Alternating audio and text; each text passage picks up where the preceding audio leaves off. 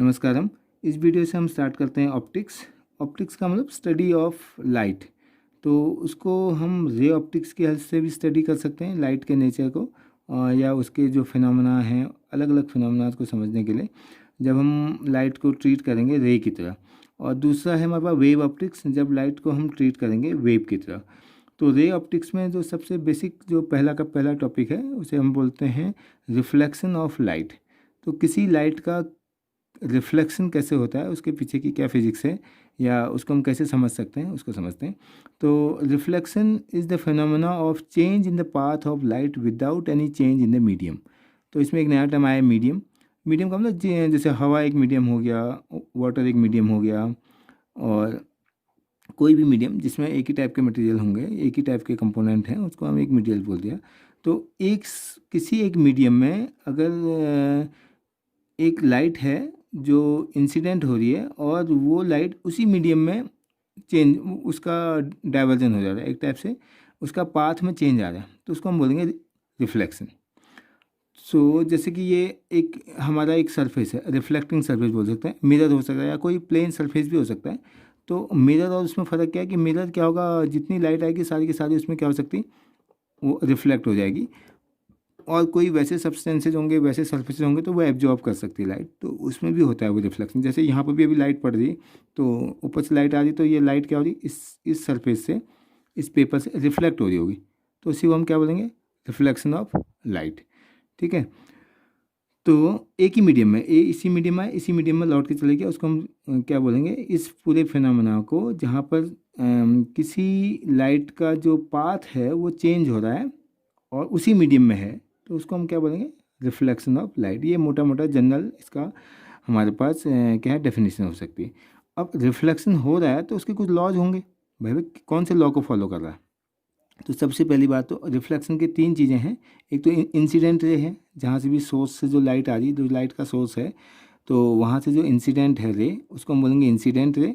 Incident का मतलब किसी सरफेस पे पड़ रही है, कोई सरफेस है, मान लो इस सरफेस पे इस पॉइंट पे अगर आ रही है लाइट, तो ये इंसिडेंट पॉइंट ऑफ इंसिडेंस हो गया, है ना। तो इस पर जो लाइट आ रही है उसको इंसिडेंट रे बोल दिया, तो इसका नाम लेंगे IR, बोला IR का मतलब इंसिडेंट रे।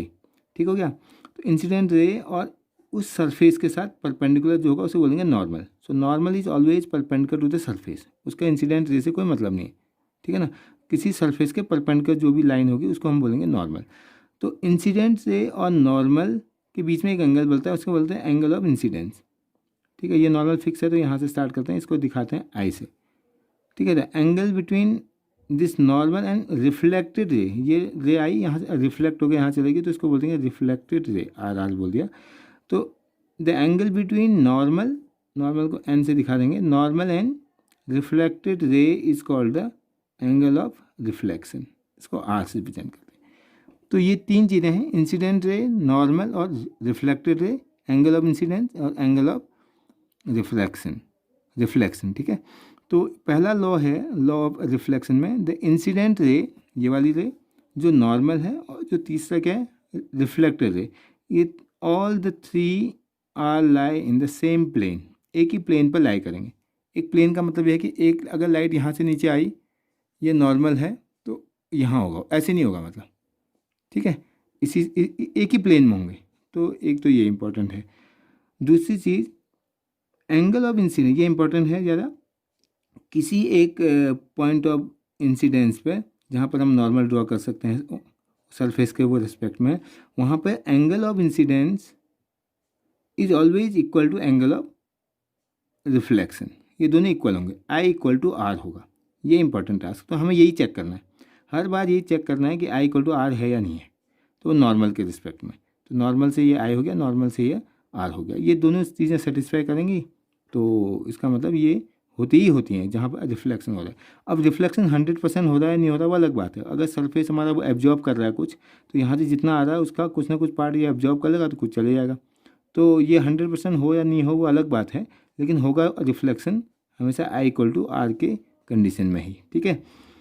तो अब हम जो रिफ्लेक्शन पढ़ेंगे यहाँ पे हमारे सिलेबस में, वो हम with the help of plane mirror हो सकता है, प्लेन सरफेसेस, सरफेस की जगह पर हम जनरली हम प्लेन मिरर ले लिया। तो मिरर के भी क्या है, एक साइड को रिफ्लेक्टिंग सरफेस होगा, एक साइड को पॉलिश्ड होगा। पॉलिश का मतलब वहाँ से लाइट वो एब्जॉर्ब हो जाएगी, वहाँ से रिफ्लेक्ट नहीं होगी। तो उसको जो पॉलिश्ड वाला सरफेस होगा उसको ऐसे डैश डैश से हम दिखा देंगे। तो ये मान लो पॉलिश्ड वाला है इसका। तो ये हमारा प्लेन मिरर हो गया। इस साइड को पॉलिश्ड है और इस साइड को रिफ्लेक्टिंग सरफेस है। तो यहाँ से अब ये वाले सरफेस का नॉर्मल क्या होगा, इस सरफेस के परपेंडिकुलर। नॉर्मल का इंसिडेंट रे से कोई मतलब नहीं, वो सरफेस के परपेंडिकुलर। ये अगर रिफ्लेक्टिंग सरफेस है इसके परपेंडिकुलर। अब यहाँ पे इंसिडेंट रे मान लो ये है, नॉर्मल के साथ कितना एंगल बनाएगा आई, तो यही एंगल आर यहाँ पर बनना चाहिए। आई इक्वल टू आर होगा और इसको बोलेंगे इंसिडेंट रे, इसको बोलेंगे रिफ्लेक्टेड रे, ठीक है। और ये रिफ्लेक्टिंग सरफेस हो गया। और हम यही जो रिफ्लेक्शन पढ़ेंगे with the help of mirrors, तो हो ही गया प्लेन मिरर। अब दूसरा आता है स्फेरिकल मिरर्स होते हैं। किसी स्फेरिकल सरफेस के कोई कंपोनेंट छोटे से पार्ट को लेंगे तो उसको स्फेरिकल मिरर बोल दिया। तो ये एक पूरा स्फेयर है, मान लो स्फेयर का अगर मैं एक छोटा सा पार्ट ले लूँ, जैसे ये वाला पार्ट ले लें इसमें, और इसमें पॉलिश्ड वाला हिस्सा जो है हमारा ये है इसके बैक साइड में, लेफ्ट साइड में। अगर ये पॉलिश्ड वाला इलाका है तो ये वाला पार्ट क्या है, अंदर रिफ्लेक्टिंग सरफेस है। और जहाँ को सेंटर है, सेंटर को हम बोलेंगे सेंटर ऑफ कर्वेचर। पूरा कर्वेचर है, इसको बोलेंगे सेंटर ऑफ कर्वेचर। और सेंटर ऑफ कर्वेचर से जो इसका जो सेंटर होगा उसको हम मिरर का, इसको हम बोलते हैं पोल, पी। किसी भी मिरर का जो सेंटर वाला पार्ट है दैट इज कॉल्ड द पोल। पोल और सेंटर ऑफ कर्वेचर को जब ज्वाइन करने वाली लाइन है इसको बोल देंगे प्रिंसिपल एक्सिस। एक टाइप की क्या होगी, वह एक्सिस हो गई। और ये जो डिस्टेंस है this is called the radius of curvature. Normally पता है स्फीयर का जो सेंटर है, सेंटर से किसी भी पॉइंट पर टच करेंगे तो वो रेडियस ही होता है। तो यहाँ पर एक टर्म आ गया रेडियस ऑफ कर्वेचर। तो R is radius of curvature, C is centre of curvature and this is a mirror. ये मिरर का नाम क्या होगा, रिफ्लेक्टिंग की साइड को अगर सेंटर ऑफ कर्वेचर है अंदर की ओर तो उसको हम क्या बोलते हैं, ये हो गया हमारा कॉनकेव, कॉनकेव मिरर, ठीक है। यहाँ से देखने में कॉनकेव है, अंदर को धंसा है ना, तो ये कॉनकेव मिरर हो गया। और इसमें हमने कितनी चीज़ें बता दी, पोल हो गया, रेडियस ऑफ कर्वेचर हो गया, सेंटर ऑफ कर्वेचर हो गया। और पोल और सेंटर ऑफ कर्वेचर को ज्वाइन करने वाली जो भी लाइन होगी वो नॉर्मल भी है एक टाइप का, क्योंकि हमें पता है कि कोई भी स्फेरिकल सरफेस के साथ जो किसी भी पॉइंट पर टच करेंगे वो सेंटर से होते जाएगी, वो नॉर्मल भी है। तो ये जो प्रिंसिपल एक्सिस है एक टाइप का नॉर्मल है, ठीक है। अब आते हैं दूसरा, अगर यही कंडीशन क्या है, हमारा जो मिरर जो है इस टाइप से है, ये मिरर है, अभी जो सरफेस है वो इस टाइप से है, ये पॉलिश्ड वाला है और ये ये वाला सरफेस जो बाहर वाला ये रिफ्लेक्टिंग सरफेस है। और यहाँ पर सेंटर ऑफ कर्वेचर इस साइड का है, ठीक है। तो उस केस में ये पोल है, पोल का मतलब इसका जो सेंटर वाला पार्ट है, इसको ज्वाइन करते हुए जो लाइन जाएगी उसको हम बोलते हैं प्रिंसिपल एक्सिस बोल सकते हैं, ठीक है। तो ये जो हमारे केस में यहाँ से देखेंगे तो ये वाला पार्ट क्या हो जाएगा, क्योंकि रिफ्लेक्टिंग एरिया तो ये वाला है, यहाँ से लाइट रे जाएगी तो यहाँ रिफ्लेक्ट होकर ऐसे आएगी, तो इसको हम बोलेंगे कॉन्वेक्स मिरर। तो ये वाला क्या हो जाएगा, कॉन्वेक्स। तो जो सेंटर ऑफ कर्वेचर के अपोजिट साइड है जिसमें, तो वो हो गया कॉन्वेक्स, कॉन्वेक्स मिरर। ये वाला क्या हो गया, कॉनकेव मिरर। और ये हो गया हमारा प्लेन मिरर, ठीक है। तो ये पार्ट है। तो कॉन्वेक्स मिरर या कॉनकेव मिरर क्या है, सिंपली किसी स्फेरिकल सरफेस के या स्फेरिकल जो हमारे पास सरफेस है उसका एक पार्ट है, छोटा सा पार्ट लेंगे तो वो कॉनकेव नेचर में हो सकता है, कॉन्वेक्स नेचर में हो सकता है, या प्लेन मिरर हो सकता है। तो ये रही हमारी पास क्या बात, मिरर्स की बात। तो इन मिरर के हेल्प से हम क्या कर सकते हैं, अलग अलग पोजीशन पर अगर हम ऑब्जेक्ट रखेंगे तो उसके कॉरस्पॉन्डिंग कुछ ना कुछ वो इमेजेस बनेंगी, चाहे वो प्लेन मिरर में रखें या कॉन्वेक्स में रखें या कॉनकेव में रखें। तो 9th क्लास में या 10th क्लास में आपने अच्छे से पढ़ा है इसको, 10th क्लास में। अब इसके बेस पे जो कुछ मैथमेटिकल फॉर्मूले होंगे या कुछ साइन कन्वेंशन हमें वो लगाना पड़ता है, क्योंकि नहीं तो क्या होगा, एक कंडीशन के लिए एक फॉर्मूला हमें बनाना पड़ेगा, दूसरी कंडीशन के लिए दूसरा फॉर्मूला। इन सब चीज़ से बचने के लिए हमें एक जनरलाइज फॉर्मूला हमें मिल जाए, उसे हम बोलेंगे मिरर फॉर्मूला। तो मिरर फॉर्मूला हम आगे कैलकुलेट करेंगे। उससे पहले देखें कि इस रे ऑप्टिक्स में जो सबसे इंपॉर्टेंट पार्ट है वो साइन कन्वेंशन का। अगर साइन कन्वेंशन जितना सही होगा हमारा, उतने हमारे उसके वो रिजल्ट्स होंगे वो उतने एक्यूरेट आएंगे। तो साइन कन्वेंशन को समझते हैं। साइन कन्वेंशन को समझने से पहले तो एक तो हमारा क्या है कि ये स्फेरिकल एक पार्ट है हमारा, जो कोई स्फेरिकल मिरर का। तो अगर ये पॉलिश्ड वाला एरिया इसके बैक साइड में है, इस साइड राइट साइड में है, तो ये हमारे पास क्या होगा, और सेंटर ऑफ कर्वेचर हमारा यहाँ पे है। इसको हम रिप्रेजेंट करते हैं सी से। इसको हम बोलते हैं रेडियस। सी क्या है हमारा, इसका मतलब सी हमारा हो गया centre of curvature, centre of curvature. दूसरी चीज़ हमारे पास इसमें जो ये टर्म है इसको हम बोल दिया पोल।